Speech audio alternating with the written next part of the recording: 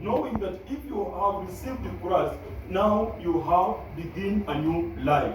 There is life in you. There is life in this world, and also there is life to come.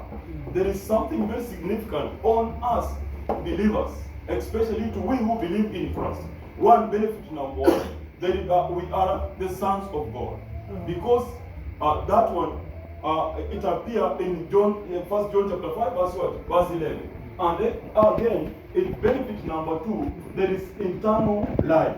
So our faith is not in vain. Our faith is invested somewhere. Our faith has full of hope. And that's why when we mention about Jesus Christ, we know we mention about Jesus Christ because he settled in us and there is hope in us. Knowing that we love Jesus and we care for us, knowing that after this life we live in this world, there is another new life. Amen. And there's no way we should worry about. Remember the previous day I told you about the life we live in this continent, the life we live in this world. And I caution people who are killing others that they should not think that a human being has everlasting life in this world. Our life that we live in this world is very scarce. It's very limited. It's very limited. But a life to come is everlasting life. So once you choose Christ, you choose a long life. You begin everlasting life when you are still alive. And that's why we as a Christian, we exercise love, knowing that the love of Christ compels us.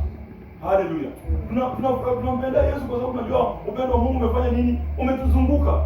Ama namna gani? Umetukumbatia. Hatununi. Watu wengine wanafikiri tunalinga. Lakini Paulo akasema, if it means to brag, let me brag. Because Christ is what? Is in me, in the book of Luke. Yani hata kama ni kulinga, wacha nilinge, ni kwa sababu Yesu Kristo ameniokoa. Ako ndani yangu. Unaona? Kwa hivyo ukiwa na kitu kizuri, lazima ukitunze. Ukiwa na kitu kizuri, lazima ufurahie. Ukiwa wewe ni mtu ambaye umeokoka, hata vijana, if you know that you are born again and you are saved, all of us, we need also to take care of our body. We need to manage our body well. Should we not give to people easily? Amen. Manage your body well, because you are very precious. Because you know the way. You are not like a blind man. Why is it that we know the way? Why is it that we know the way? We know the way because Jesus says in the book of John 14, 6, I am the way, I am the way, the truth, and the life. No one comes to the Father but by me. So once we choose Christ, we know the way. When we know the way, we are not enemy. When we know the way, we are not bitter. When we know the way, we are not jealous. When we know the way, we are not fornicator or adultery. Why? Because we understand what we should do for our God. Amen. Amen. We understand what we should do for our God. So we see Christianity is very important, and Christianity is very good.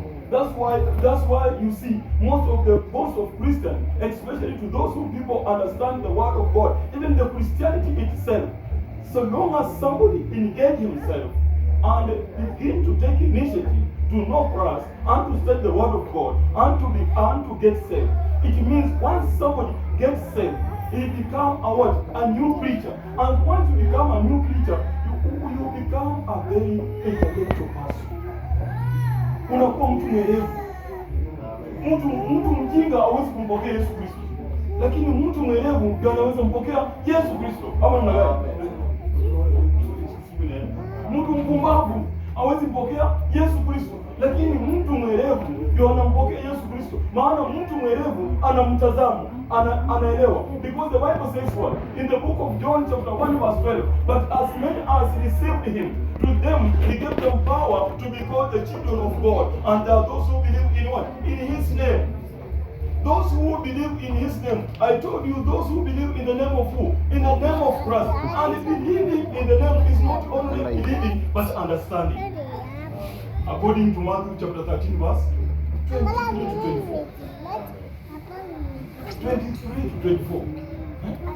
You know that one? 23 to 24. Some seed fall what? On a good soil. And it bear what? In fold. 30 fold, 60 fold. Then they told Jesus to explain what does that parable mean. He said that parable means that those who hear the word of God and understand, they make a constant salvation. They live a constant salvation life. Wanafanya uamuzi wa kudumu ndani ya Yesu Kristo. Mwaka inapoanza uko na Yesu, mwaka unapokuwa na Yesu, ukikuja hapa tunakuona unakuja kanisani na unaendelea na kuleta watu kwa Kristo na kuambia watu uzuri wa Yesu Kristo. Tunaona kabili ya kazuri. Tunaona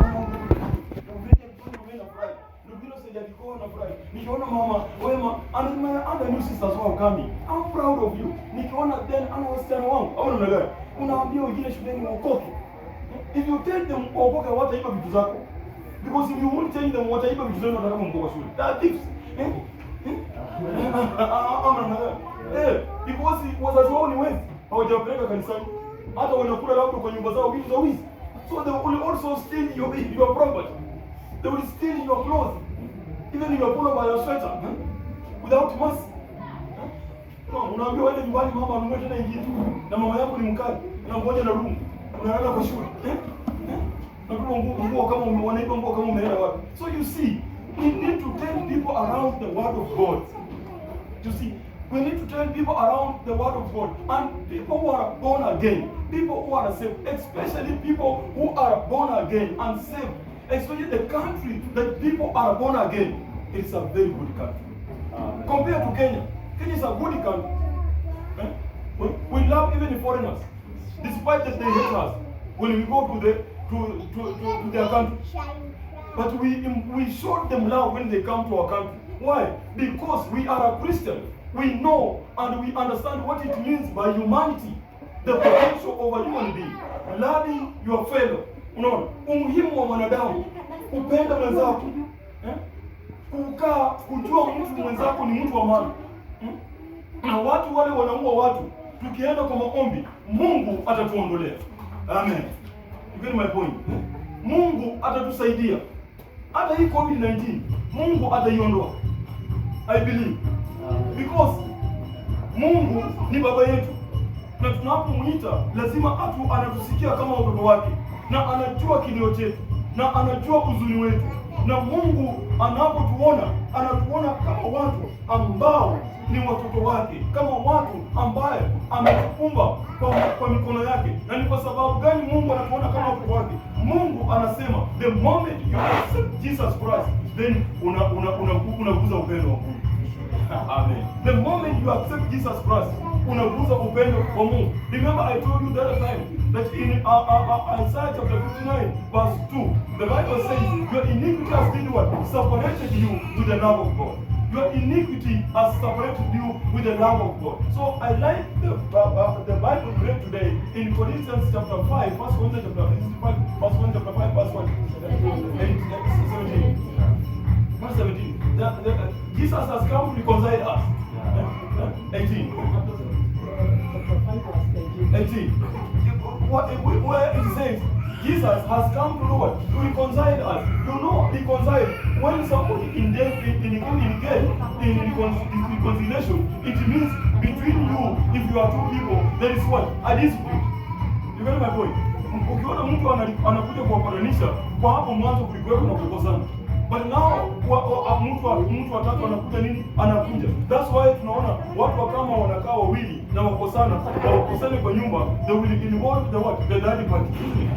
And that's why we as a believer, we don't encourage the third party. It is good you as two people to learn how to solve the matters, you too. Amen. You get my point? Even spouse, it is important for you to learn how to solve simple matters, you two people, than to involve the third party. The moment the third party is involved, which is not bad, he will bring peace and reconciliation. It means something has gone what? Wrong. Get that, my dear mother. Something has gone wrong. So that's why that something has already went wrong. And we had no relationship with you, with God. And that's why it forced Jesus to intervene, to come in between, so that we may reconcile with our Father. Anybody who does not recognize has no relationship with God, unless he's serving another different God. Anyone who does not embrace Christ has no relationship with God. It doesn't matter who. It doesn't matter how many are you. It doesn't go with numbers. It goes with the word of God. Because Jesus is the only one who has still what? Reconciled us with God. Amen. You get my point? And that's why there's another scripture. If you read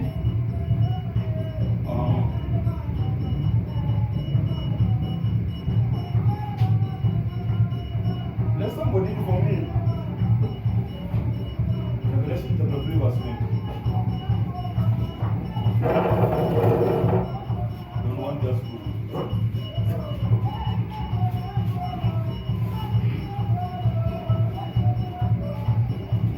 If I read that one, then I give you another scripture.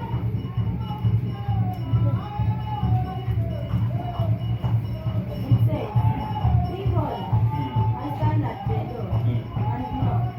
If anyone hears my voice and open the door, I will come into him, and I will sup with him, and he with me." So, and again, we see already, now that was Jesus who's speaking. That behold, I stand at the door and knock. If anyone hears my voice and open the door, I will come into him, I will sup with him, and he with me. Meaning that Christ is knocking to your what? To your heart. Is knocking to your soul. So the moment you tell Jesus with your mouth that come in unto me. Jesus is declaring by saying he will eat with you and he will be with you. So the moment wherever you are walking, you are with Christ. The moment you are in your house, you are with Christ. When you go to school or in the place of work, you are with Christ. And the moment you come back, you are with Christ. So he's saying he is with you. And that's why Jesus is making this salvation to look in us. It is a solid. It is something that everlasting. He is saying that in the book of Hebrews 13, 5, but B, I will never leave you nor forsake thee. Meaning that once he entered into your heart or your soul, he will never leave you. He will not leave you. Neither forsake you. In season and out of season. Whether things are good, are going well, whether things are going well. Whether you are almost to die, whether you are dying, whether you are alive, he will never leave you nor forsake you. How can we be sure that we are born again? The Bible tells us in the book of Romans chapter 8 verse 16, even the Spirit of God itself, it witness unto us that really we are the children of God. If you don't feel that the Spirit of God is witnessing in you, now I'm recollecting you. Amen. You need to feel, and you need to, with salvation you cannot feel. When you tell Jesus to come into your house, your heart, you cannot feel. But when the Spirit of God enters into your heart, you will feel. We feel the Holy Spirit because the Spirit of God it comes with the full force. The Spirit of God we feel. Sometimes even if when we pray, we feel the power of the Holy Spirit, and that's why you see some other people falling down. It is not bad or it is not wrong. It happens because the Spirit of God has power. Spirit of God can come to you with a very powerful way and to do and to consume away all sickness that has been tormenting you or tormenting you for many years. So we feel the Holy Spirit. And that's why when we feel the Holy Spirit, and again the Spirit itself, it do what? It witness unto us that really we are the children of God. And if you go back in verse 15, it says, we do not have the spirit of fear, but we receive the spirit of boldness. That's why we call God what? Abba Father. No. That's why we call Father Abba Father. That's why when we pray, we glorify our God. Because God created a human being to glorify Him. And we take that responsibility to glorify our Father because our intimacy, our relationship between us and God is very nice. Why is it very nice? Because our Redeemer is in between. Jesus has reconciled us. Jesus has brought something very nice. Ndio watu unapoona mtu anaimba, mtu anafurahi. Wacha nipatie, fanya research. The moment unune kabisa, ama ukasirika kabisa. Unajua ukikasirika sana, kama uko na shida, utakuta mambo inaenda iko ngumu sana. Hata nini mzuri. Hata walikuwa mzuri. Songa alikuwa na gombana na Uhuru Kenyatta, wakaweka bibi. Sikuwa waisa na lengo.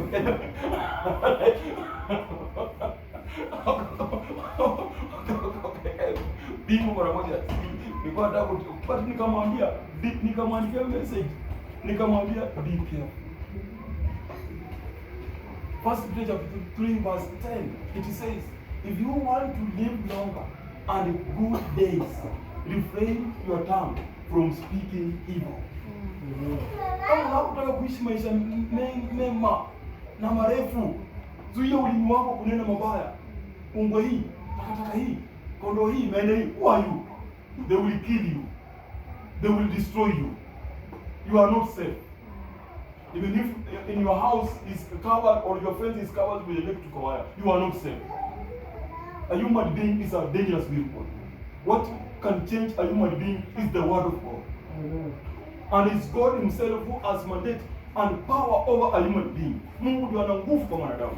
Wewe uwezi, usidini. Hata nimeona juzi president mwingine alipigwa risasi na akona security haiti. Akona security car msikia. Analindwa, watu wanamkanyagia miguu na bunduki kila wakati. But he was killed. In this world we are not safe without the word of God. We need to listen to the word of God. We need to love God. The Bible says in Psalms chapter 127, he who did what? Aulindaye muji. He who got the city with a road is doing what? Is working in vain without God. Is working in what? In vain without God. Aulindaye muji na rungu bila Mungu anafanya kazi bure. Kujifikiria uko salama na huna Yesu, ati unakunywa pombe kidogo unafikiri uko na salama, hauna usalama. Afadhali ungemtegemea Yesu. Ungempenda Yesu. Ungemhusisha Mungu kwa maisha yako. Ungemhusisha Mungu kwa uongozi wako. Ungemhusisha Mungu kwa nyumba yako.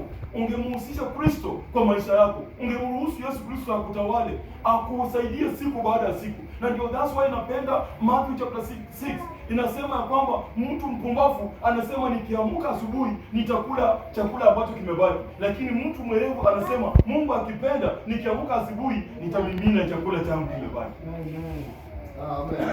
Amen. So unaweza ona pia wapumbavu wako hivi. Lakini mtu mwerevu anasema Mungu akipenda mwaka ujao nitasimama kura. Mungu akipenda ninaona nikishinda wenzangu. Mtu mwerevu. Lakini mtu mpumbavu anasema nimeshinda wote. Mimi ndio jogoo. Mimi ndio kusema. Why you? Hata ndege wanakushangaa. Hata paka kwa nyumba yako wanakushangaa. Na kujua paka ni adui. Wacha aume nyama, hauwezi kuachia hata kidogo. Aume nyama yako kama ununua nyama kota paka achukue. Au utakula nyama kwa ile moja siku. Hiyo nyama imeenda. Heri paka kufe. Na hiyo nyama ndio uinyang'anya. So maisha inafaa tujue tuko katika hatari. Tunahitaji Mungu. Tunahitaji Kristo. Tunahitaji kumpenda Mungu. Mimi napenda sana watu wale wanasimama na Kristo. Na wanapenda sana kuwa Wakristo ambaye wametawaliwa na Roho Mtakatifu. And that's why Mkristo aliye na Roho Mtakatifu hata ni rahisi sana kuambia mwenzake, unajua mtu aseme tena. Hata kuna watu wanateseka sana. Kuna watu wanateseka sana huko. Usijali hata akikwambia na ukweli. Unakuwa maisha. Who knows? Pengine huyo mtu alikuwa anataka kujikufa. Kuna mtu alikuja nimwombee, nikamshuhudia habari ya Yesu Kristo. Sikuwa najua, nikamwombea. Baada ya kumwombea kwenda, alirudi siku ya pili. Akaniambia ndugu yake, unajuaje? Nikamwambia sijui. Unajua sijui ni nini inaleta kwako, usielewi. Nikamwambia mimi sijui. Ulikuwa na maneno gani? Akasema nilikuwa nataka ulipo niambie Yesu na nikaokoka. Ni siku hiyo nilikuwa nataka kwenda kujua. Serious. Nilikuwa nataka kwenda kujua, nikamwambia kwa nini unataka kwenda kujua? Akasema mimi nimesoma. Nikasoma vizuri sana engineering Nairobi University. Nilikuwa na mali nyingi. Mali zangu zimeisha. Kila kitu changu kimepotea. Nilikuwa na vitu, lakini nimebaki wewe. Sasa vile nimebaki bure. Ninashindwa ni nini naendelea katika maisha yangu. Kwa nini mali yangu inaporomoka? Nikiwa nafikiria maneno namna hii, bibi yangu ametoroka. Ndio itabu ikikuja bibi za jina ndio. Lakini sio hii. Haleluya. Ameni kwamba bibi anaweza piga hesabu. Asa bibi ametoroka. Nikamwambia sasa bibi ametoroka, so nikaona sasa pasta, ni kufa. Nikamwambia sasa unataka namna gani? Akasema pasta, hiyo roho nasikia imeenda. Nikamwambia unasikia imeenda. Kwa hivyo umejipenda. Akasema nimejipenda. Kwa hivyo unataka namna gani? Akasema sasa, kwa nini bibi ameenda? Nikamwambia bibi unataka bibi arudi. Akasema nataka bibi arudi. Nikamwambia wacha tuombe. Tukaomba. Tulipoomba asubuhi saa 10 bibi alipigia simu. Haleluya. Bibi akampigia simu. Ndio akakuja akaniambia basi bibi nipigia simu. Nikamwambia tarudi. Bibi zirudi. Bibi alirudi. Bibi zikarudi. Je, what about kama bibi? No. Uamuzi wa kufa sio kutisha Mungu. Alikusema unataka kutisha Mungu. Ukisema unataka kujua sio kutisha Mungu. Mungu ako na watu wengi. Sio peke yako. Lakini kile Mungu anaangalia ndani yako. Mungu ako na principle mbili. Kuokoka hakulazimisha kuokoka. Kukemea ametupatia mamlaka kukemea. Ukisoma first second Timothy chapter 4. Kukemewa tumepewa nafasi ya kukemea. Hata second Timothy chapter 3 verse 16 imetupatia nafasi ya kukemea. Imetupatia nafasi ya kuonya. Unaona? Inasema namna gani? The word of God is what? The breath of God. The word of God is what? The breath of God. Is used for what? Reproof, rebuke, training in righteousness. Get that one? That power of rebuking, we have been given that power. That's why when we rebuke somebody, we does not apologize, and there is no apology. Because when it comes to God, you need to submit ordinarily, and the consequences of God is two. There is what? Eternity, and there is what? Hell. So those two principles, you can choose one. The moment you deny Christ, then hell, it just comes itself. Hata watu vile wanasema ati tunaabudu shetani, huyu anaabudu shetani. It doesn't matter. Shetani angoji uende utoe uchi, uchinje mtu ati uonekane unamwabudu. Ama hapana. The moment unakataa Yesu Kristo, wewe unaabudu shetani. Yeah. Simple as that. The moment unakataa Yesu Kristo, shetani anakuja automatically. That's why angalia watu wale hawapendi Yesu Kristo na uangalie tabia yao. Si mzuri. Hata licha kuwa Ukristo unaweza kuwa wabaya kidogo, lakini si wengi. But wale wanakataa Yesu Kristo na wamekataa kumpokea Yesu Kristo na wamekataa kumpenda Yesu Kristo ni dangerous. Dangerous. Naona dada yangu kwa yeye. Dangerous. Hata upate employer ambao apendi Yesu. Nilikuwa na mwanadada mmoja nilikuwa naongea naye jana. Akaniambia pastor, nilikuwa naongea na mtu hapo. Nikiongea na jirani yangu hivi kidogo kidogo tukibadilishana mawazo na neno la Mungu. Akaniambia pastor, nimekusikia. Umeongea kitu imenigusa. Nikamwambia umeguswa na nini? Akasema mimi nilikuwa nafanyia mtajiri mmoja hapa foreign hapa Kenya. Ananipatia kazi nyingi. Ananipatia kazi, ninamfanyia kazi nyingi, ninapambuza nyumba, ninaosha, ninafanya nini? Ninahangaika, ninaenda kila pahali. Lakini ikifika lunch ananipatia toast mbili za Broadway, mkate wa Broadway toast mbili na yai moja. Na shida na njaa. Siku moja baada ya miaka 2 nilianguka kwa nyumba yake nikazirai. Nikawacha hiyo kazi. Mungu mnapewa mkate. Watu wanapatia watu toast mbili ya Broadway na yai moja, anasema anakupatia lunch. Anakupatia lunch. Watu wanacheza na Wakenya. We should not joke around with the Kenyans. We are Christians. We are believers. God does not want you to torment or either to torture our brothers and our sisters, even if they are working in your house, even if they are laboring for you, whether in your house or your company. You need to respect our dignity. You need to respect our faith. Our faith is very important. It is bought by Christ himself on the cross. When you are torturing a Christian, remember in your house, you shall never enjoy. Even in this life, you shall never enjoy. Even life to come, you shall never enjoy. Let people understand. And no, our faith is not in vain. You cannot just you can't take somebody even to your farm. Mtu anakulimia kutoka asubuhi na unampatia toast mbili ya mkate na mayai, atunasema umempa chakula, na wewe unakula every hour. Unajidanganya ukuli. Na watu wengine hapo Nairobi najua wanakula every hour. Wananyima wafanyikazi chakula. Na wanakula every hour, every hour. Mnakula kama unga, unakula hapo, unakula tabu. Ukifika hapo unasimamisha gari unakula. Ukikuja kwa nyumba una pretend haukuli. That is not the ways of God. Hiyo sio mapenzi ya Mungu. Mungu anataka tuheshimu kila mmoja. Hii maisha tumewekwa, hata hii mwili ulishe. Siku moja itakukataa. But what God wants to see in us is love. Love one another. Tumia mwili vizuri. Mungu akupatie taji. Tumia maisha yako, penda wenzako. Hata kama hawana, wapende. Kama hana nguo, msaidie. Kama hana chakula, mpe. Kama anakuomba mtoto amekosa karo ya shule na anakufanyia kazi, msaidie. Wacheni uchoyo. Ama namna gani? Mpaka sasa hivi tukihubiri watu wanafikiri tunataka sadaka. Mimi waambia watu usitoe sadaka. Lakini naombi.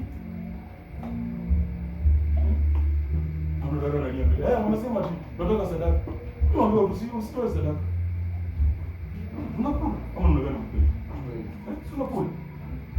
Kama dada tumekuja leo. Bila unaona mimi naishi sio kweli.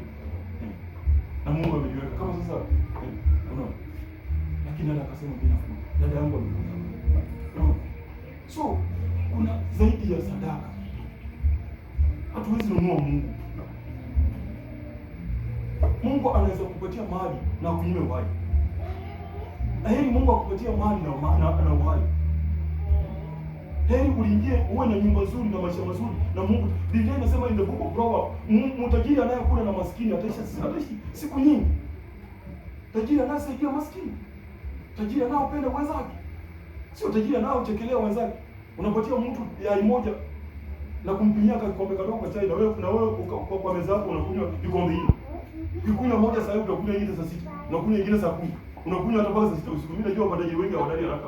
Unakula mpaka usiku mpaka asubuhi. Na mnajifanya ati mkulu. Kwa mtu mpaka hata kamduru kanakuja kumili kanauma kabisa. Hata mfanyikazi anakubeba akichekelea. Mtu ananyima chakula na zabeba yeye kifurahi.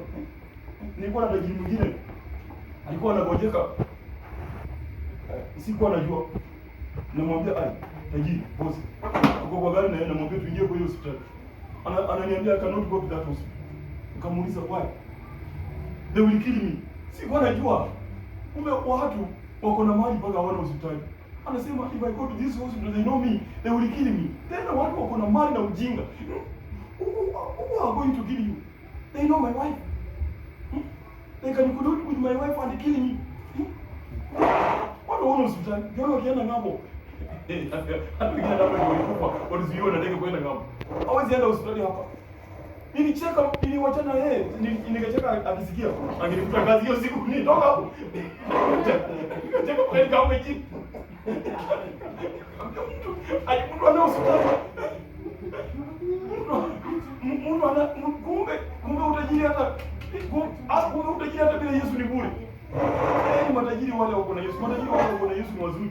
Wanasaidia kazi ya Mungu. Wanasaidia watoto wa Mungu. Wako wakiwa ndani ya kampuni wanachochea kampuni zinasaidia maskini.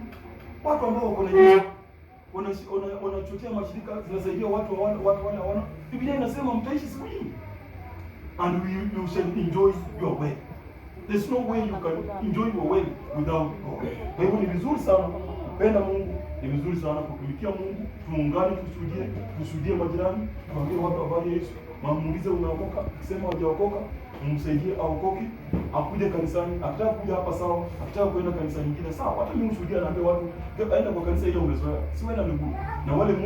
Na wale Mungu anawapenda, Mungu mwenyewe anawaleta hapa. Kama namna gani? Wale Mungu anapenda. Unajua Mungu ndio huleta mtu kanisani. Na that's why Mungu in the book of Timothy I think chapter 2, Mungu anapoleta mtu kanisani, yule Mungu ameleta kanisani atoki kanisani. Because it's the God himself who has brought him or her at the right place. And that's why we call that church a church of what? A church of God. Church that has full of believers. Church that has people with the full of the Holy Spirit. Kwa hivyo, naona mmenisikia, mnakaa kama mko na njaa, lakini kwa sababu wao wasizingine msikia asielewi. Nasikika kama mnakula lunch kila wakati. Maana ukiuliza watu pesa wanasema ai chakula iko juu sana, maisha iko juu sana. Sisi maisha iko juu, watu wanakula lunch kweli. Wanasema maisha iko juu sana. Wewe mkusaidia, sisi ai maisha iko juu. Sina pesa. Sasa unashinda mtu na watu wanaendelea hewa wanarudi. Hata wale unaona tajiri maisha iko juu. Sasa kiderubi sasa hakuna tajiri, hakuna maskini. Kila mtu maisha iko juu. No. Kwa hivyo lakini ukiwa ndani Yesu Kristo, Mungu atakuweka juu zaidi. Amen. Na Mungu atakusaidia. Hata kuacha. Kwa hivyo simama muombe. Kama hujaokoka